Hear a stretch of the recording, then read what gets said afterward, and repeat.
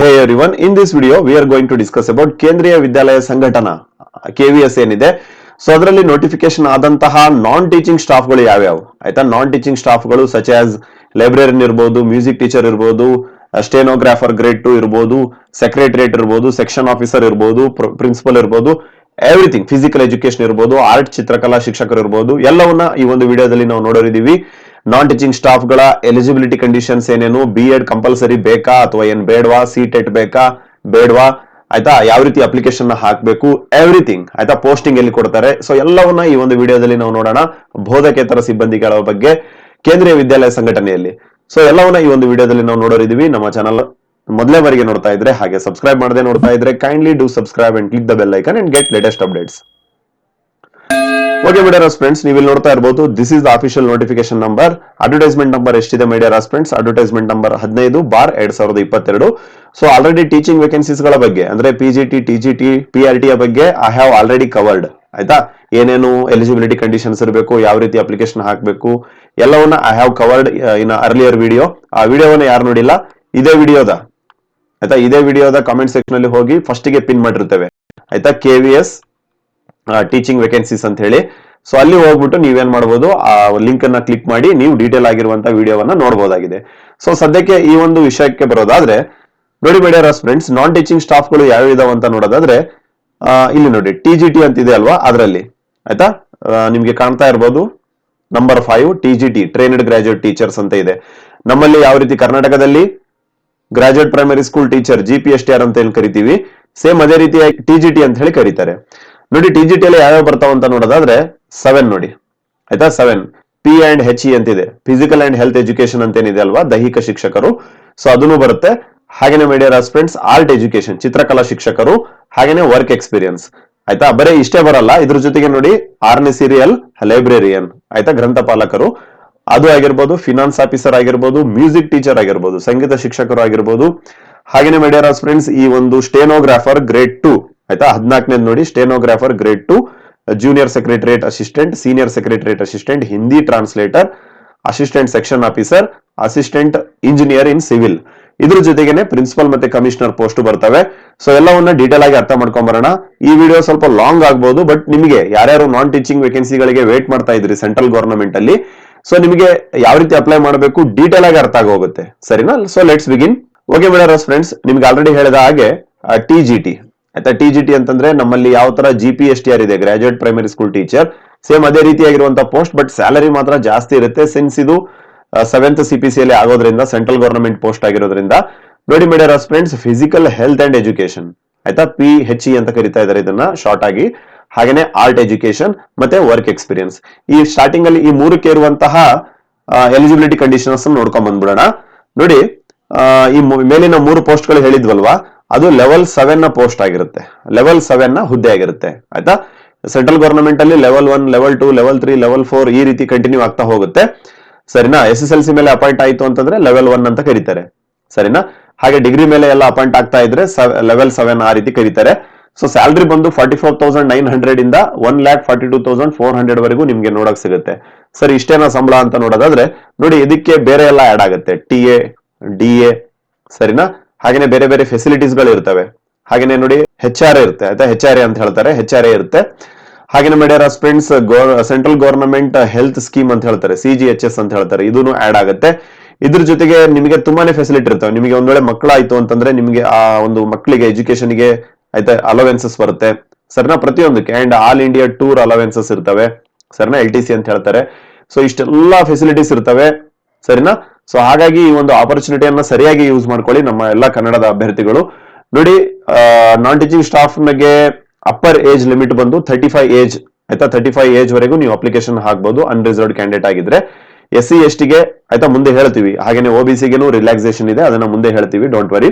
Okay media friends, essential qualification ನೋಡೋದಾದ್ರೆ ನೋಡಿ, physical education ಗೆ, ಆರ್ಟ್ ಅಂಡ್ ಎಜುಕೇಶನ್ ಗೆ ಆಯ್ತಾ, ಆರ್ಟ್ ಅಂಡ್ ಎಜುಕೇಶನ್ ಗೆ ಮತ್ತೆ ಈ ವರ್ಕ್ ಎಕ್ಸ್ಪೀರಿಯನ್ಸ್ ಗೆ ಯಾವ ರೀತಿ ನಿಮ್ಮ ಒಂದು ಪೇ ಸ್ಕೇಲ್ ಇರುತ್ತೆ, ಹಾಗೇನೆ ಕ್ವಾಲಿಫಿಕೇಶನ್ ಯಾವ ರೀತಿ ಇರುತ್ತೆ ನಿಮಗೆ ಗೊತ್ತಾಯ್ತು. ಲೆವೆಲ್ 7 ಅಂತ ಹೇಳಿ ಆಯ್ತಾ, upper age limit is 35. Qualification ನೋಡೋದಾದ್ರೆ ಫಿಸಿಕಲ್ ಎಜುಕೇಶನ್ ಗೆ ನೋಡಿ, bachelor degree in physical education ಆಗಿರ್ಬೇಕಾಗುತ್ತೆ. ದೈಹಿಕ ಶಿಕ್ಷಕರು ಆಗ್ಬೇಕು ಅಂತಂದ್ರೆ ನಿಮ್ದು bachelor education in physical education BPEd ಅಂತ ಏನ್ ಹೇಳ್ತಾರೆ ಅದು ಆಗಿರ್ಬೇಕಾಗತ್ತೆ. ಹಾಗೇನೆ ಚಿತ್ರಕಲಾ ಶಿಕ್ಷಕರಿಗೆ 5 ವರ್ಷದ diploma in drawing and painting ಆಗಿರ್ಬೇಕಾಗತ್ತೆ. ಆಯ್ತಾ, ಒಂದ್ ವೇಳೆ ಅದು ಇಲ್ಲ ಅಂತಂದ್ರೆ ಸ್ಕಲ್ಪ್ಚರ್ ಅಲ್ಲಿನೂ ಆದ್ರೂ ಓಕೆ. ಹಾಗೇನೆ ಗ್ರಾಫಿಕ್ ಆರ್ಟ್ ಅಂತ ಬರುತ್ತೆ, ಸೊ ಅದರಲ್ಲಿ ಆಗಿದ್ರು ಓಕೆ. ಇದು ನಿಮ್ಮ ಹತ್ರ ಇಲ್ಲ ಅಂತಂದ್ರೆ ನೋಡಿ ಆರ್ ಅಂತಿದೆ ನೋಡಿ, ಇಕ್ವಲೆಂಟ್ ಡಿಗ್ರಿ, ಅದಕ್ಕೆ ಸಮನಾಗಿರುವಂತ ಇನ್ನೊಂದು ಡಿಗ್ರಿ, ಬಟ್ ಆ ಒಂದು ಡಿಗ್ರಿ ಏನಾಗಿರ್ಬೇಕು UGC ಕಡೆಯಿಂದ ರಿಕಗ್ನೈಸ್ ಆಗಿರ್ಬೇಕಾಗತ್ತೆ. ಹಾಗೇನೆ ನಿಮಗೆ ಹಿಂದಿ ಮತ್ತೆ ಇಂಗ್ಲಿಷ್ ಅಲ್ಲಿ ಪಾಠ ಮಾಡೋದಕ್ಕೆ ಬರಬೇಕಾಗತ್ತೆ. ಹಾಗೇನೆ ಡಿಸೈರೇಬಲ್ ಅಂತ ನೋಡೋದಾದ್ರೆ ಐಚ್ಛಿಕ, ಇದು ಆಪ್ಷನಲ್. ನಿಮಗೆ ಸ್ವಲ್ಪ ಮಟ್ಟಿಗೆ ಕಂಪ್ಯೂಟರ್ ನಾಲೆಜ್ ಗೊತ್ತಿರಬೇಕು, ಯಾರಿಗೆ ಆರ್ಟ್ ಎಜುಕೇಶನ್ ಟೀಚರ್ಸ್ಗೆ, ಸರಿನಾ? ಓಕೆ. ಹಾಗೇನೆ ವರ್ಕ್ ಎಕ್ಸ್ಪೀರಿಯನ್ಸ್ ನೋಡಿ, ಎಸ್ಪೆಷಲಿ BE ಅನ್ನ ಯಾರು ಮಾಡಿದಾರಲ್ವಾ, BE in electronic and communication, ಆಯ್ತಾ, ಎಲೆಕ್ಟ್ರಾನಿಕ್ ಇಂಜಿನಿಯರಿಂಗ್ ಏನ್ ಮಾಡಿದಾರಲ್ಲ ಅವರಿಗೆ ಇದು ನೋಟಿಫಿಕೇಶನ್ ಆಗಿದೆ. ಸೊ ಡೀಟೇಲ್ ಆಗಿದೆ, ನೀವು ಓದ್ಕೋಬಹುದು ಮೈ ಡಿಯರ್ ಆಸ್ಪಿರೆಂಟ್ಸ್. ಈ ಒಂದು ಡೀಟೇಲ್ ಆಗಿರುವಂತ PDF ನ ನಮ್ಮ ಅಫಿಷಿಯಲ್ ಟೆಲಿಗ್ರಾಮ್ ಅಲ್ಲಿ ಶೇರ್ ಮಾಡಿರ್ತೇವೆ. ಸೊ ಹೋಗ್ಬಿಟ್ಟು ಡೌನ್ಲೋಡ್ ಮಾಡ್ಕೊಂಡು ನೀಟಾಗಿ ಓದಿ, ಆಯ್ತಾ. ಅಫಿಷಿಯಲ್ ಟೆಲಿಗ್ರಾಮ್ ನ ಲಿಂಕ್ ಅನ್ನ ಇದೇ ವಿಡಿಯೋದ ಕಾಮೆಂಟ್ ಸೆಕ್ಷನ್ ಅಲ್ಲಿ ಹಾಗೆ ಡಿಸ್ಕ್ರಿಪ್ಷನ್ ಅಲ್ಲಿ ಹಾಕಿರ್ತೇವೆ, ಡೌನ್ಲೋಡ್ ಮಾಡ್ಕೊಂಡು ಓದಬಹುದು. ಹಾಗೆ ಇನ್ನೊಂದು ನಾನ್ ಟೀಚಿಂಗ್ ಸ್ಟಾಫ್ ನ ನೋಡೋದಾದ್ರೆ ಲೈಬ್ರರಿಯನ್ ಹುದ್ದೆ, ಸರಿನಾ? ಲೈಬ್ರರಿಯನ್ ನೋಡಿ ಲೆವೆಲ್ 7 ನ ಹುದ್ದೆ ಆಗಿದೆ. 44,000 ಸೇಮ್ ಇದೆ. 44,900 ಇಂದ 1,42,400 ವರೆಗೂ ನಿಮಗೆ ಸಂಬಳ ಸಿಗುತ್ತೆ. 35 ಅನ್ರಿಸರ್ವ್ಡ್ ಕ್ಯಾಟಗರಿಗೆ, ಉಳಿದಂಗೆ SC ST ಗೆ ಹಾಗೇನೆ OBC ಗೆ ರಿಸರ್ವೇಶನ್ ಇರುತ್ತೆ. ಹಾಗೆ ನೋಡಿ ಈ ಒಂದು ಹುದ್ದೆಗೆ ಡಿಗ್ರಿ ಆಗಿರ್ಬೇಕಾಗತ್ತೆ, ಆಯ್ತಾ. ಬ್ಯಾಚುಲರ್ ಡಿಗ್ರಿ ಇನ್ ಲೈಬ್ರರಿ ಸೈನ್ಸ್ ಆಗಿರಬೇಕು, ಅಥವಾ ಇದು ಇಲ್ಲ ಅಂತಂದ್ರೆ ಗ್ರಾಜುಯೇಷನ್ ಮಾಡ್ಬಿಟ್ಟು 1 ವರ್ಷದ ಲೈಬ್ರರಿ ಕೋರ್ಸ್ ಮಾಡಿದ್ರು ಅಪ್ಲಿಕೇಶನ್ ಹಾಕ್ಬಹುದು. ಅಂಡ್ ನಿಮಗೆ ಸ್ವಲ್ಪ ವರ್ಕಿಂಗ್ ನಾಲೆಜ್ ಇರಬೇಕಾಗುತ್ತೆ ಹಿಂದಿ ಮತ್ತೆ ಇಂಗ್ಲಿಷ್ ಅಲ್ಲಿ, ಯಾವ್ದಾದ್ರು ಒಂದು ಸ್ಕೂಲ್ ಮತ್ತೆ ಕಾಲೇಜ್ ಅಲ್ಲಿ. ಹಾಗೆ ನೋಡಿ ಮ್ಯೂಸಿಕ್ ಟೀಚರ್ ನೋಡೋದಾದ್ರೆ ಇದು ಲೆವೆಲ್ 6 ನ ಒಂದು ಹುದ್ದೆ ಆಗಿರುತ್ತೆ. ಅಂಡ್ 35,400 ಇಂದ 1,12,400 ವರೆಗೂ ನಿಮಗೆ ನೋಡಕ್ ಸಿಗುತ್ತೆ. ಇದ್ರ ಜೊತೆ ಎಲ್ಲ ಅಲವೆನ್ಸಸ್ ಸಿಗುತ್ತೆ, ಡೋಂಟ್ ವರಿ. ಅಂಡ್ 30 ಏಜ್ ವರೆಗೂ ಮ್ಯೂಸಿಕ್ ಟೀಚರ್ಗೆ ಅಪ್ಲಿಕೇಶನ್ ಹಾಕಬಹುದು.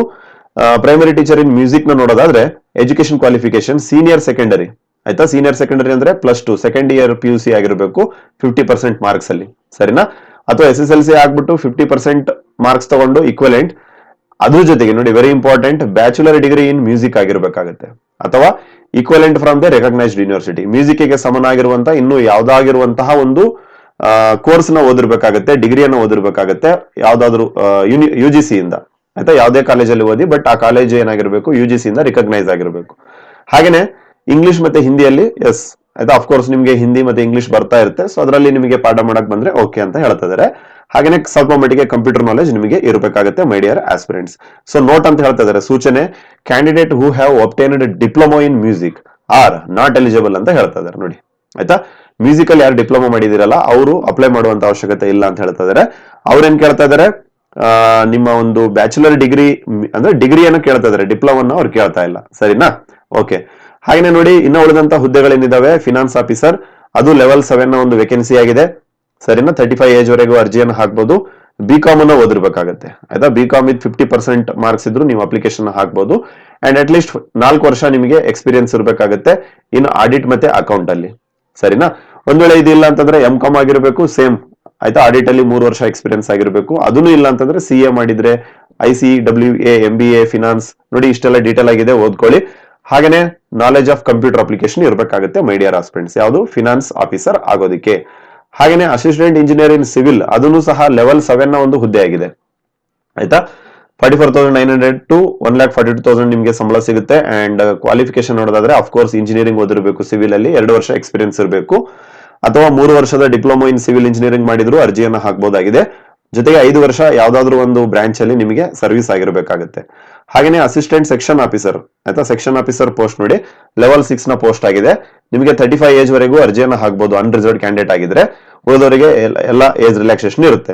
ಹಾಗೇನೆ ಗ್ರಾಜುಯೇಟ್ ಆಗಿರಬೇಕು, ಯಾವ್ದಾದ್ರು ಒಂದು ಗ್ರಾಜುಯೇಟ್ ಆಗಿರಬೇಕು, ಜೊತೆಗೆ 3 ವರ್ಷ ಎಕ್ಸ್ಪೀರಿಯನ್ಸ್ ಇರಬೇಕು ಆಸ್ ಅ UDC ಆಗಿ, ಸೆಂಟ್ರಲ್ ಅಥವಾ ಸ್ಟೇಟ್ ಗವರ್ನಮೆಂಟ್ ಅಥವಾ ಪಬ್ಲಿಕ್ ಸೆಕ್ಟರ್ ಯಾವುದೇ ಇರಬಹುದು, ಅಟಾನಮಸ್, ಆಯ್ತಾ. ಅಲ್ಲಿ UDC ಆಗಿ 3 ವರ್ಷಕ್ಕಿಂತ ಹೆಚ್ಚು ಕೆಲಸ ಮಾಡಿದಂತ ಅನುಭವ ಇರಬೇಕು, ಡಿಗ್ರಿ ಆಗಿರಬೇಕು, ಕಂಪ್ಯೂಟರ್ ಬರ್ತಾ ಇರಬೇಕು.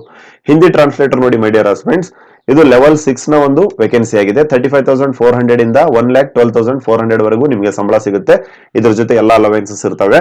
ಹಾಗೇನೆ 35 ಏಜ್ ಫಾರ್ ಅನ್ರಿಸರ್ವ್ಡ್ ಕ್ಯಾಂಡಿಡೇಟ್, ಉಳಿದವರಿಗೆ ಹೇಳ್ತೀವಿ ಮುಂದೆ. ನೋಡಿ ಇಲ್ಲಿ ಮಾಸ್ಟರ್ಸ್ ಆಗಿರ್ಬೇಕಾಗುತ್ತೆ ಹಿಂದಿ ಟ್ರಾನ್ಸ್ಲೇಟರ್ಗೆ, ಆಯ್ತಾ. PG ಅನ್ನು ಓದಿರಬೇಕು from the recognised university in Hindi with English, ಆಯ್ತಾ. ಬರೀ ಹಿಂದಿ ಓದೋದಲ್ಲ, ಇಂಗ್ಲಿಷ್ ಅನ್ನು ಓದಿರ್ಬೇಕಾಗತ್ತೆ. ಅಥವಾ ಇಂಗ್ಲಿಷ್ ಅನ್ನು ಓದಿ ಹಿಂದಿಯನ್ನು ಆಪ್ಷನಲ್ ಆಗಿ ತಗೊಂಡವರು ಅಪ್ಲಿಕೇಶನ್ ಹಾಕ್ಬಹುದು ಅಂತ ಇಲ್ಲಿ ಹೇಳ್ತಿದ್ದಾರೆ. ಹಾಗೇನೆ ಮೈ ಡಿಯರ್ ಬೇರೆ ಬೇರೆ ಇದಾವೆ ನೋಡಿ ಇನ್ನು, ಆಯ್ತಾ. Master degree in university in any subject other than Hindi or English with Hindi or medium, Hindi medium or English medium ಅಂತ ಹೇಳ್ತಾ ಇದಾರೆ. ಸರಿನಾ? ಆಸ್ ಅ ಕಂಪಲ್ಸರಿ ಅಥವಾ ಎಲೆಕ್ಟಿವ್ ಸಬ್ಜೆಕ್ಟ್ ಅಂದ್ರೆ ಯಾವ್ದಾದ್ರು ಡಿಗ್ರಿಯನ್ನು ಓದಿ ಅಲ್ಲಿ ಹಿಂದಿ ಒಂದು ಭಾಷೆಯಾಗಿ ನೀವು ಅಥವಾ ಇಂಗ್ಲಿಷ್ ಒಂದು ಭಾಷೆಯಾಗಿ ಓದಿರ್ಬೇಕಾಗತ್ತೆ. ಸರಿನಾ? ಇಂಗ್ಲಿಷ್ ಓದಿದ್ರೆ ಹಿಂದಿ ಓದಿರ್ಬೇಕು, ಹಿಂದಿ ಓದಿದ್ರೆ ಇಂಗ್ಲಿಷ್ ಓದಿರ್ಬೇಕು. ಈ ರೀತಿ ಇದ್ರೆ ನಿಮ್ಗೆ ಅಪ್ಲಿಕೇಶನ್ ಹಾಕೋಕೆ ಬರುತ್ತೆ ಮೈ ಡಿಯರ್ ಆಸ್ಪಿರೆಂಟ್ಸ್, ಯಾಕಂದ್ರೆ ಹಿಂದಿ ಟ್ರಾನ್ಸ್ಲೇಟರ್ ಹುದ್ದೆ ಆಗಿರೋದ್ರಿಂದ. ಹಾಗೆಯೇ ಇನ್ನೂ ಡೀಟೇಲ್ ಆಗಿರುವಂತಹ ಕ್ವಾಲಿಫಿಕೇಶನ್ಸ್ ಇದೆ, ನೋಡ್ಕೋಬಹುದು. ಈ ಒಂದು ಡೀಟೇಲ್ ಆಗಿರುವಂತಹ PDF ನಿಮ್ಗೆ ಎಲ್ಲಿ ಸಿಗುತ್ತೆ? ಟೆಲಿಗ್ರಾಮ್ ಅಲ್ಲಿ. ಟೆಲಿಗ್ರಾಮ್ ನ ಲಿಂಕ್ ಎಲ್ಲಿ ಸಿಗುತ್ತೆ? ಡಿಸ್ಕ್ರಿಪ್ಷನ್ ಅಲ್ಲಿ ಹಾಗೆ ಕಾಮೆಂಟ್ ಸೆಕ್ಷನ್ ಅಲ್ಲಿ ಪಿನ್ ಮಾಡಿರ್ತೇವೆ. ಕ್ಲಿಕ್ ಮಾಡೋದ್ರ ಮೂಲಕ you can come to our Telegram and download this. ಹಾಗೆ ನೋಡಿ, ಸೀನಿಯರ್ ಸೆಕ್ರೆಟರಿಯೇಟ್ ಅಸಿಸ್ಟೆಂಟ್ ಲೆವೆಲ್ 4 ನ ಒಂದು ಹುದ್ದೆ ಆಗಿದೆ. ಸೀನಿಯರ್ ಸೆಕ್ರೆಟರಿಯೇಟ್ ಅಸಿಸ್ಟೆಂಟ್ ಸರಿನಾ? 25,500 ಇಂದ 81,000 ವರೆಗೂ ನಿಮಗೆ ನೋಡಕ್ ಸಿಗುತ್ತೆ ಸಂಬಳ. ಹಾಗೆ 30 ಏಜ್ ವರೆಗೂ ಅರ್ಜಿಯನ್ನು ಹಾಕಬಹುದು. ಗ್ರಾಜುಯೇಟ್ ಆಗಿರಬೇಕು, ಎಕ್ಸ್ಪೀರಿಯನ್ಸ್ ಇರಬೇಕು, 3 ವರ್ಷ ಎಕ್ಸ್ಪೀರಿಯನ್ಸ್ ಇರಬೇಕು. ಎಲ್ಲಿ? ಯಾವ್ದಾದ್ರು ಒಂದು ಗವರ್ನಮೆಂಟ್ ಪಬ್ಲಿಕ್ ಸೆಕ್ಟರ್ ಬ್ಯಾಂಕ್ ಆಫೀಸ್ಗಳಲ್ಲಿ LDC ಆಗಿ ಕೆಲಸ ಮಾಡಿರ್ಬೇಕು. LDC ಅಂದ್ರೆ ಏನು? ಲೋವರ್ ಡಿವಿಷನ್ ಕ್ಲರ್ಕ್ ಅಂತ ಹೇಳ್ತಾರೆ. ಹಾಗೇನೆ ಕಂಪ್ಯೂಟರ್ ಗೊತ್ತಿರಬೇಕು ಆಫ್ ಕೋರ್ಸ್. ಹಾಗೆ ನೋಡಿ, ಸ್ಟೆನೋ ಗ್ರೇಡ್ 2 ಲೆವೆಲ್ 4 ನ ಒಂದು ಹುದ್ದೆ ಆಗಿದೆ. ಆಯ್ತಾ? ಏಜ್ ಲಿಮಿಟ್ 27 ಅಂತ ಕೇಳ್ತಾ ಇದಾರೆ ಸ್ಟೆನೋಗೆ, ಗ್ರೇಡ್ 2ಗೆ. ಆಯ್ತಾ? 12th ಪಾಸ್ ಆಗಿರಬೇಕು, ಸ್ಕಿಲ್ ಟೆಸ್ಟ್ ಬರ್ತಾ ಇರಬೇಕು. ಆಯ್ತಾ? ನೀವೇನು ಸ್ಟೆನೋದಲ್ಲಿ ಕಲ್ತಿರ್ತಾರಲ್ಲ ಅದು ಬರ್ತಾ ಇರಬೇಕು. 10 ಮಿನಿಟ್ಸ್ ಆಯ್ತಾ? 10 ಮಿನಿಟ್ಸ್ ಅಲ್ಲಿ 80 ವರ್ಡ್ಸ್ ಪರ್ ಮಿನಿಟ್ ನೀವು ಟೈಪ್ ಮಾಡುವಷ್ಟು ಕೆಪಾಸಿಟಿ ಇರಬೇಕಾಗುತ್ತೆ. ಅಂಡ್ ಟ್ರಾನ್ಸ್ಕ್ರಿಪ್ಷನ್ ಮಾಡ್ತಾ ಇರಬೇಕು. ನೋಡಿ, ಡೀಟೇಲ್ ಆಗಿದೆ ಕಂಪ್ಯೂಟರ್ ಮೇಲೆ. ಹಾಗೇನೆ ಜೂನಿಯರ್ ಸೆಕ್ರೆಟರಿಯೇಟ್ ಅಸಿಸ್ಟೆಂಟ್ ನೋಡಿ, ಪೇ ಲೆವೆಲ್ 2 ಇದೆ. ಸರಿನಾ? ಜೂನಿಯರ್ ಸೆಕ್ರೆಟರಿಯೇಟ್ 19,900 ಇಂದ ಸ್ಟಾರ್ಟ್ ಆಗುತ್ತೆ, 63,000 ವರೆಗೂ ಸಂಬಳ ಸಿಗುತ್ತೆ. ಏಜ್ ಬಂದು 27 ಅಪ್ಪರ್ ಏಜ್ ಲಿಮಿಟ್. ಅದಾದ್ಮೇಲೆ SC ST OBC ಗೆ ರಿಲ್ಯಾಕ್ಸೇಷನ್ ಇರುತ್ತೆ, ಇನ್ಕ್ಲೂಡಿಂಗ್ ವುಮೆನ್ ಕ್ಯಾಂಡಿಡೇಟ್ ಗಳಿಗೆಲ್ಲ. ಹಾಗೆ ನೋಡಿ, ಜೂನಿಯರ್ ಸೆಕ್ರೆಟರಿಯೇಟ್ ಅಸಿಸ್ಟೆಂಟ್ ಕ್ವಾಲಿಫಿಕೇಶನ್ ನೋಡೋದಾದ್ರೆ PUC ಆಗಿರ್ಬೇಕಾಗುತ್ತೆ. ಹಾಗೇನೆ ನಿಮಗೆ ಟೈಪಿಂಗ್ ಮಾಡಕ್ ಬರ್ತಾ ಇರಬೇಕು. 30 ವರ್ಡ್ಸ್ ಪರ್ ಮಿನಿಟ್ ಹಿಂದಿ, ಹಾಗೆ 35 ವರ್ಡ್ಸ್ ಪರ್ ಮಿನಿಟ್ ಇಂಗ್ಲಿಷ್. ಹಾಗೇನೆ ವರ್ಕಿಂಗ್ ನಾಲೆಜ್ ಇರಬೇಕು, ಕಂಪ್ಯೂಟರ್ ಬರ್ತಾ ಇರಬೇಕು ಆಫ್ ಕೋರ್ಸ್. ಹಾಗೇನೆ ನೋಡಿ, ಏಜ್ ರಿಲ್ಯಾಕ್ಸೇಷನ್ ನಿಮ್ಗೆ ಹೇಳ್ತಾ ಇದ್ವಿ ನಾವು. ನೋಡಿ, ಇಲ್ಲಿ ಹೇಳ್ತಾ ಇದಾರೆ minimum age relaxation after the upper age limit ಅಂತ ಹೇಳ್ತಾ ಇದಾರೆ. ಸರಿನಾ? ಸೊ ಒಂದ್ ವೇಳೆ ನೀವು SC ST ಕ್ಯಾಂಡಿಡೇಟ್ ಆಗಿದ್ರೆ 5 years ನ ಆಡ್ ಮಾಡ್ಕೊಳ್ಳಿ. ಮೇಲೆ ಏನ್ ಹೇಳಿದ್ವಲ್ವಾ 30, 35 ಅದಕ್ಕೆಲ್ಲ 5 years. SC ST ಆಗಿದ್ರೆ 35 plus 5 40 ಆಯ್ತು. ಹಾಗೆ ನೀವು OBC ಆಗಿತ್ತಂತಂದ್ರೆ ನೋಡಿ +3 years ಆಡ್ ಮಾಡ್ಕೋಬೇಕು. ವುಮೆನ್ ಕ್ಯಾಂಡಿಡೇಟ್ ಆಲ್ ಕ್ಯಾಟಗರಿ ಯಾರೇ ಇರ್ಬೋದು ನೀವು, ಅನ್ರಿಸರ್ವ್ಡ್ ಇರಲಿ, ಯಾರೇ ಇರಲಿ, SC ಇರಲಿ, ST ಇರಲಿ, OBC ಇರಲಿ. ಸರಿನಾ? ಎಲ್ಲಾ ರೀತಿಯ ವರ್ಗಗಳ ವುಮೆನ್ ಏನಿದ್ದಾರೆ ಅವರಿಗೆ 10 years ಏಜ್ ರಿಲ್ಯಾಕ್ಸೇಷನ್ ಇರುತ್ತೆ ಫಾರ್ ದ ಟೀಚಿಂಗ್ ಪೋಸ್ಟ್. ಸರಿನಾ? ಮೇಲೆ ಹೇಳಿದ್ವಲ್ಲ ಆ ಎಲ್ಲ ಟೀಚಿಂಗ್ ಪೋಸ್ಟ್ ಗಳಿಗೆ. ದಟ್ ಈಸ್ ನೋಡಿ, ಇಲ್ಲಿ ಹೇಳ್ತಾ ಇದಾರೆ PGT TGT ಅಲ್ಲಿ ಬರುವಂತಹ ಲೈಬ್ರರಿಯನ್ ಆಗಿರ್ಬೋದು, ಪ್ರೈಮರಿ ಟೀಚರ್ಸ್ ಆಗಿರ್ಬೋದು. ಸರಿನಾ? ಹಾಗೇನೆ ನೋಡಿ, KVS ಎಂಪ್ಲಾಯ್ಸ್ ಗೆ ಯಾವುದೇ ರೀತಿ ಏಜ್ ಬಾರ್ ಇರಲ್ಲ. ಇವನ್ ಅವ್ರು 59 ಆಗಿದ್ರು ಅಪ್ಲಿಕೇಶನ್ ಹಾಕ್ಬಹುದು. ಅಂಡ್ ಇನ್ನು ಉಳಿದಂಗೆ ಆಲ್ರೆಡಿ ಗವರ್ನಮೆಂಟ್ ಎಂಪ್ಲಾಯ್ಸ್ ಇದ್ರೆ ನೋಡಿ, SC ST ಗೆ 10 ವರ್ಷ, OBC ಗೆ 8 ವರ್ಷ, ಜನರಲ್ ಕ್ಯಾಂಡಿಡೇಟ್ ಗೆ 5 ವರ್ಷ ಸಡಿಲಿಕೆ ಇರುತ್ತೆ ಮೈ ಡಿಯರ್ ಆಸ್ಪಿರೆಂಟ್ಸ್. ಅಂಡ್ ಇದು ಡೀಟೇಲ್ ಆಗಿದೆ, ನೀವು ಓದ್ಕೊಳ್ಳಿ. ಹಾಗೇನೆ ನೋಡಿ ಮೈ dear aspirants, mode of selection ನೋಡ್ಕೊಂಡ್ ಬಂದ್ಬಿಡೋಣ. ಸರಿನಾ? ಮೋಡ್ ಆಫ್ ಸೆಲೆಕ್ಷನ್ ಯಾವ ರೀತಿ ಇರುತ್ತೆ ಅಂತ ಹೇಳಿ. ಸೊ ಅದಕ್ಕಿಂತ ಮುಂಚೆ okay my dear aspirants, mode of selection ನೋಡೋದಾದ್ರೆ ಕಂಪ್ಯೂಟರ್ ಬೇಸ್ಡ್ ಟೆಸ್ಟ್ ಇರುತ್ತೆ. ನೋಡಿ, ಕಂಪ್ಯೂಟರ್ ಬೇಸ್ಡ್ ಟೆಸ್ಟ್ ಇರುತ್ತೆ. ಯಾವ್ದಕ್ಕೆ? ಈ ಒಂದು ಎಲ್ಲಾ ಹುದ್ದೆಗೆ ಸಚ್ ಆಸ್ ಮುಂದೆ ಹೇಳಿದ್ವಲ್ವಾ, TGT ಇರ್ಬೋದು, ಲೈಬ್ರರಿಯನ್ ಇರ್ಬೋದು, ಸೆಕ್ಷನ್ ಆಫೀಸರ್ ಇರ್ಬೋದು, ಫಿನಾನ್ಸ್ ಆಫೀಸರ್ ಇರ್ಬೋದು, ಇಂಜಿನಿಯರ್ ಇರ್ಬೋದು. ಸರಿನಾ? ಸೊ ಅದಕ್ಕೆಲ್ಲ ಏನಿರುತ್ತೆ, ಪ್ರತಿಯೊಂದಕ್ಕೆ will be conducted in the cities. CBT mode ಅಲ್ಲಿ ಎಕ್ಸಾಮ್ ಇರುತ್ತೆ, ಕಂಪ್ಯೂಟರ್ ಬೇಸ್ಡ್ ಟೆಸ್ಟ್ ಇರುತ್ತೆ. ಆಯ್ತಾ? ಮುಂದೆ ಹೇಳ್ತೀವಿ ಸಿಲೆಬಸ್ ಯಾವ ರೀತಿ ಇರುತ್ತೆ ಅಂತ ಹೇಳಿ. ಕಂಪ್ಯೂಟರ್ ಬೇಸ್ಡ್ ಟೆಸ್ಟ್ ಇರುತ್ತೆ. ಈ ಕಂಪ್ಯೂಟರ್ ಬೇಸ್ಡ್ ಟೆಸ್ಟ್ ಅಲ್ಲಿ ಯಾರು ಟಾಪ್ ಮಾಡ್ತಿರಲ್ಲ, ಯಾರು ಹೈಯೆಸ್ಟ್ ಸ್ಕೋರ್ ಮಾಡ್ತಿರಲ್ಲ, ಅವ್ರನ್ನ ಏನ್ ಮಾಡ್ತಾರೆ, ಇನ್ನೂ 2 ಹಂತಗಳಿರ್ತವೆ, 2 ಸ್ಟೇಜ್ಗಳಿರ್ತವೆ. ಒಂದೇದು ಡೆಮೋ ಅಥವಾ ಇಂಟರ್ವ್ಯೂ ಅಂತ ಹೇಳ್ತಾರೆ. ಆಯ್ತಾ? ಇಂಟರ್ವ್ಯೂ ಅಂತ ಹೇಳ್ತಾರೆ, ಡೆಮೋ ಮತ್ತೆ ಇಂಟರ್ವ್ಯೂ. ಸರಿನಾ? 3 ಸ್ಟೇಜ್ ಅಂತ ಹೇಳಿದ್ವಿ. ಮೊದಲನೇದು ಯಾವುದು ಮೈ ಡಿಯರ್ ಆಸ್ಪಿರೆಂಟ್ಸ್? CBT ಮೋಡ್ ಅಲ್ಲಿ ಎಕ್ಸಾಮ್ ಇರುತ್ತೆ. ಸರಿನಾ? ಅದನ್ನು ನೀವು ಟಾಪ್ ಮಾಡ್ಕೊಂಡ್ರೆ ನಿಮಗೆ ಡೆಮೋಗೆ ಕರೀತಾರೆ. ಸರಿನಾ? ಡೆಮೋನು ನೀವು ಪಾಸ್ ಆದ್ರೆ ಇಂಟರ್ವ್ಯೂಗೆ ಕರೀತಾರೆ. ಸರಿನಾ? ಬಟ್ ಕೆಲವೊಂದು ಸಬ್ಜೆಕ್ಟ್ ಗೆ ಡೆಮೋ ಎಲ್ಲ ಕೊಡಕ್ ಬರಲ್ಲ, ಬಟ್ ಸ್ಕಿಲ್ ಟೆಸ್ಟ್ ಮಾಡ್ತಾರೆ. ಸ್ಕಿಲ್ ಟೆಸ್ಟ್ ಫಾರ್ ಎಕ್ಸಾಂಪಲ್ ಯಾವ್ದಾವಂತ ನೋಡೋದಾದ್ರೆ, ಈ ಒಂದು ಸ್ಟೆನೋಗ್ರಾಫರ್ ಇತ್ತು. ಆಯ್ತಾ? ಸ್ಟೆನೋಗ್ರಾಫರ್ಗೆ ಡೆಮೋ ಏನ್ ನೋಡಲ್ಲ, ಅಲ್ಲಿ ಸ್ಕಿಲ್ ಟೆಸ್ಟ್ ಮಾಡ್ತಾರೆ. ಸರಿನಾ? ಹಾಗೇನೆ ಈ ಒಂದು ಫಿಸಿಕಲ್ ಎಜುಕೇಶನ್ಗೂ ಅಷ್ಟೇ. ಆಯ್ತಾ? ಫಿಸಿಕಲ್ ಎಜುಕೇಶನ್ ಪಾಠವನ್ನ ಡೆಮೋನ ಕೊಡಬೇಕು, ಜೊತೆಗೆ ಇಂಟರ್ವ್ಯೂನ ಫೇಸ್ ಮಾಡಬೇಕು. ಚಿತ್ರಕಲೆ ಶಿಕ್ಷಕಗೂ ಅಷ್ಟೇನೆ. ಡೆಮೋ ಆದ್ರೂ ಕೇಳಬಹುದು, ಸ್ಕಿಲ್ ಟೆಸ್ಟ್ ಆದ್ರೂ ಕೇಳಬಹುದು. ಸರಿನಾ? ಆಸ್ ಪರ್ ಅವರ ನೀಡ್ಸ್ ನ ಪ್ರಕಾರ ನೀವು ರೆಡಿ ಆಗಿರ್ಬೇಕಾಗತ್ತೆ. ಸಿನ್ಸ್ ನೀವು ನಿಮ್ಮ ಏನು ಪ್ರೊಫೆಷನ್ ಇರುತ್ತೆ, ಸೊ ನಿಮ್ಗೆಲ್ಲ ಗೊತ್ತಿರುತ್ತೆ. ಆಯ್ತಾ? ಡೆಮೋನ ಏನು, ಸ್ಕಿಲ್ ಟೆಸ್ಟ್ ಅಂತ ಹೇಳಿ. ಅಂಡ್ ಇಂಟರ್ವ್ಯೂನು ಕಂಪಲ್ಸರಿ ಎಲ್ಲರಿಗೂ ಇರುತ್ತೆ. ಸೊ ಈ 3 ಸ್ಟೇಜ್ ಅನ್ನು ನೀವು ಪಾಸ್ ಆದ್ರೆ ನಿಮ್ಗೆ ಏನಾಗುತ್ತೆ, ಅಪಾಯಿಂಟ್ಮೆಂಟ್ ಅನ್ನ ಇಶ್ಯೂ ಮಾಡ್ತಾರೆ. ಸೊ ಎಕ್ಸಾಮ್ ಸಿಟಿನ ನೋಡೋದಾದ್ರೆ ನಮ್ಮ ಪ್ರೀತಿಯ ಕರ್ನಾಟಕದಲ್ಲಿ ಇಲ್ಲಿದೆ ನೋಡಿ. ಆಯ್ತಾ? ಕರ್ನಾಟಕದಲ್ಲಿ ಐ ಥಿಂಕ್ ನೋಡಿ, ಬೆಂಗಳೂರು, ಬೆಳಗಾವಿ, ಹಾಗೇನೆ ಗುಲ್ಬರ್ಗಾ, ಹುಬ್ಳಿ, ಮ್ಯಾಂಗ್ಳೂರ್ ಮತ್ತೆ ಮೈಸೂರು. ಸರಿನಾ? ಟೋಟಲಿ 6 ಏನಿದಾವೆ my dear husbands, 6 exam centres ಗಳು ನಮಗೆ ನೋಡಕ್ ಸಿಗ್ತಾ ಇದಾವೆ. ಸರಿನಾ? ಸೊ ಯಾರು ಬೇಗ ಅಪ್ಲೈ ಮಾಡ್ತೀರಾ, ನೀವು ಯಾವ್ದು ಫಸ್ಟ್ ಪ್ರಿಫರೆನ್ಸ್ ಕೇಳಿರ್ತೀರಾ ಅದೇ ನಿಮಗೆ ಸಿಗುತ್ತೆ. ಇಲ್ಲಾಂದ್ರೆ ಅವ್ರೆಲ್ಲಿ ಆಗ್ತಾರೆ ಅಲ್ಲೇ ಹೋಗಿ ಎಕ್ಸಾಮ್ ನ ಅಟೆಂಡ್ ಮಾಡ್ಬೇಕಾಗುತ್ತೆ ಮೈ ಡಿಯರ್ ಆಸ್ಪಿರೆಂಟ್ಸ್. ಹಾಗೆ ಯಾವ ರೀತಿ ಅಪ್ಲೈ ಮಾಡ್ಬೇಕು ಅಂತ ನೋಡೋದಾದ್ರೆ, ನೀವು ಏನ್ ಮಾಡ್ಬೇಕು, KVS ಸಂಘಟನಾ NIC.in ಅಂತ ಏನಿದೆ ಅದಕ್ಕೆ ಹೋಗ್ಬೇಕಾಗತ್ತೆ. ಅಲ್ಲಿಗೆ ಹೋಗಿ ಆಯ್ತಾ, ವೆಬ್ಸೈಟ್ ನ ತೋರಿಸ್ತೀವಿ, ಡೋಂಟ್ ವೆರಿ ಆಯ್ತಾ. ಓಕೆ, ತೋರಿಸೋಣ ನಿಮಗೆ ವೆಬ್ಸೈಟ್. ಓಕೆ ಮೇಡಮ್ ಫ್ರೆಂಡ್ಸ್, ನೀವು ಇಲ್ಲಿ ನೋಡ್ತಾ ಇರಬಹುದು, this is the official website of KVS. So ಇಲ್ಲಿ ನೋಡಿ, ರೈಟ್ ಸೈಡ್ಗೆ click here to apply for the post of assistant commissioner. ಆಯ್ತಾ, ಫಾರ್ ಎಕ್ಸಾಂಪಲ್ ನೋಡಿ, ಪೋಸ್ಟ್ PGT ಅಂತ ಹೇಳ್ತಾ ಇದ್ದಾರೆ, ಟ್ರೈನಡ್ ಗ್ರಾಜುಯೇಟ್ TGT ನೋಡಿ, TGT ಕ್ಲಿಕ್ ಮಾಡೋಣ ಈಗ. ಸರ್ನಾ, ಯಾವ್ದಾವ್ದು ಈ ಫಿಸಿಕಲ್ ಎಜುಕೇಶನ್ ಎಲ್ಲ ಕಾಲ್ ಆಗಿತ್ತಲ್ಲ ಅದರಲ್ಲಿ ನೋಡಿ, ಕ್ಲಿಕ್ ಮಾಡಿದಾಗ ನ್ಯೂ ರಿಜಿಸ್ಟ್ರೇಷನ್ ಅಂತ ತೋರಿಸುತ್ತೆ, ಕ್ಲಿಕ್ ಮಾಡ್ಬೇಕಾಗತ್ತೆ. ಸೊ ಅದರಲ್ಲಿ ಎಲ್ಲ ಡೀಟೇಲ್ ಆಗಿ ನೀಟಾಗಿ ಓದ್ಕೊಂಡು, ಆಯ್ತಾ, I have downloaded information everything, ನಾನೆಲ್ಲ ಓದಿದ್ದೀನಿ, ಆಯ್ತಾ, ಎಲ್ಲ ಪರ್ಫೆಕ್ಟ್ ಆಗಿದೆ ಅಂತ ಹೇಳಿ ನೀವೇನ್ ಮಾಡ್ಬೇಕಾಗತ್ತೆ, ಕ್ಲಿಕ್ ಟು ಪ್ರೊಸೀಡ್ ಅಂತ ಏನಿದೆ ಕ್ಲಿಕ್ ಮಾಡ್ಬೇಕಾಗತ್ತೆ. ಆಯ್ತಾ, ಕ್ಲಿಕ್ ಮಾಡ್ಬಿಟ್ಟು ನೀವು ಏನ್ ಮಾಡ್ಬೇಕು, ಪ್ರತಿಯೊಂದು ಆಯ್ತಾ ನೋಡಿ, ಇಲ್ಲಿ ಹೇಳ್ತೀವಿ ನಿಮಗೆ. ಆಯ್ತಾ, ವೆಬ್ಸೈಟ್ಗೆ ಹೋಗ್ತೀರಿ, ಫಸ್ಟ್ ಆಫ್ ಆಲ್ KVS ಸಂಘಟನಾ ವೆಬ್ಸೈಟ್ಗೆ ಹೋಗ್ತೀರಾ. ಆಯ್ತಾ, ಅಲ್ಲಿ ರೈಟ್ ಸೈಡ್ ಅಲ್ಲಿ ಏನಿರುತ್ತೆ, click here to apply for the post ಅಂತ ಇರ್ತವೆ. ಸರ್ನ, ನಿಮ್ಗೆ ಯಾವ ಪೋಸ್ಟ್ ಬೇಕು ಆ ಒಂದು ಲಿಂಕ್ ನ ಕ್ಲಿಕ್ ಮಾಡ್ಕೊಳ್ಳಿ. ಆಯ್ತಾ, ಆಮೇಲೆ ಏನ್ ಮಾಡ್ಬೇಕು, ನ್ಯೂ ರಿಜಿಸ್ಟರ್ಗೆ ಹೋಗ್ಬೇಕಾಗತ್ತೆ. ಆಯ್ತಾ, ನ್ಯೂ ರಿಜಿಸ್ಟರ್ಗೆ ಹೋಗಿ ಹೊಸ ರಿಜಿಸ್ಟರ್ ಮಾಡ್ಕೋಬೇಕಾಗತ್ತೆ. ಹೊಸ ರಿಜಿಸ್ಟರ್ ಮಾಡ್ಕೊಳ್ಳೋಕೆ ಏನೇನ್ ಬೇಕು, ಸ್ವಂತ ಮೊಬೈಲ್ ಇರ್ಬೇಕಾಗತ್ತೆ, ದಟ್ ಮೀನ್ಸ್ ಮೊಬೈಲ್ ನಂಬರ್ ಇರಬೇಕು, ಮತ್ತೆ ಇಮೇಲ್ ಅಡ್ರೆಸ್ ಇರ್ಬೇಕಾಗತ್ತೆ. ಸರಿನಾ? ಬೇರೆ ಬೇರೆ ಪೋಸ್ಟ್ಗೆ ಬೇರೆ ಬೇರೆ ಹಾಕ್ಬೇಕಾ? ಹೌದು. ಸರಿನಾ? ಯಾಕಂದ್ರೆ ಅವರು ಫೀಸ್ ನ ಇಟ್ಟಿದ್ದಾರೆ, 1500 rupees ಫೀಸ್ ಇಟ್ಟಿದ್ದಾರೆ. But SC ST women candidate, SC ST ಕ್ಯಾಂಡಿಡೇಟ್ಗಳು ಮತ್ತೆ ಫಿಸಿಕಲ್ ಹ್ಯಾಂಡಿಕ್ಯಾಪ್ ಸ್ಟೂಡೆಂಟ್ಸ್ ಗಳಿಗೆ, ಎಕ್ಸ್ ಸರ್ವಿಸ್ ಮೆನ್ ಗಳಿಗೆ ಯಾವುದೇ ರೀತಿ ಫೀಸ್ ಇರಲ್ಲ. But any how, email address ಹಾಗೆ ಮೊಬೈಲ್ ನಂಬರ್ ನ ಕೊಡ್ಬೇಕಾಗತ್ತೆ. ಸೊ ಕೊಟ್ಟು ನೀವು ರಿಜಿಸ್ಟರ್ ಮಾಡ್ಕೊಂಡ್ರೆ ನಿಮ್ದು ಸಪರೇಟ್ ಒಂದು ಪ್ರೊಫೈಲ್ ಕ್ರಿಯೇಟ್ ಆಗುತ್ತೆ. ಸರಿನಾ? ಪ್ರೊಫೈಲ್ ಕ್ರಿಯೇಟ್ ಆಗುತ್ತೆ. ಅಲ್ಲಿಂದ ನೀವೇನ್ ಮಾಡ್ಬೋದು, ಯಾವ ತರ ನೀವು KPSC ಗೆ ಬೇರೆ ಬೇರೆ ಕಡೆ ಅರ್ಜಿಯನ್ನು ಹಾಕ್ತಾ ಇರ್ತೀರಲ್ಲ, ಸೇಮ್ ಅದೇ ರೀತಿ ಅಪ್ಲಿಕೇಶನ್ ಹಾಕ್ತಾ ನಿಮ್ಗೆ ಗೊತ್ತಾಗುತ್ತೆ. ಆಯ್ತಾ, ನಿಮಗೆ ಅಪ್ಲಿಕೇಶನ್ ಹಾಕುವಾಗ ಏನಾದರೂ ತೊಂದರೆ ಇತ್ತಂದ್ರೆ you can ask in our comment section.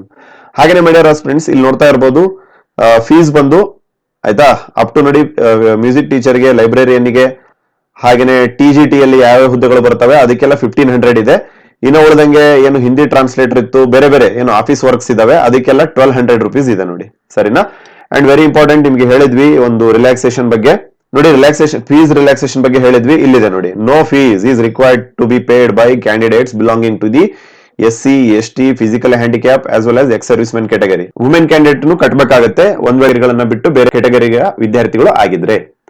ಹಾಗೇನೆ ಇಲ್ಲಿ ಹೇಳ್ತಾ ಇದ್ದಾರೆ, ಅಪ್ಲಿಕೇಶನ್ ಸ್ಟಾರ್ಟ್ ಆಗುವಂತ ದಿನಾಂಕ ಯಾವಾಗ, 5/12/2022 26/12/2022 ಅಪ್ಲಿಕೇಶನ್ ಹಾಕೋದಕ್ಕೆ ನಿಮಗೆ ಟೈಮಿಂಗ್ ಇರುತ್ತೆ.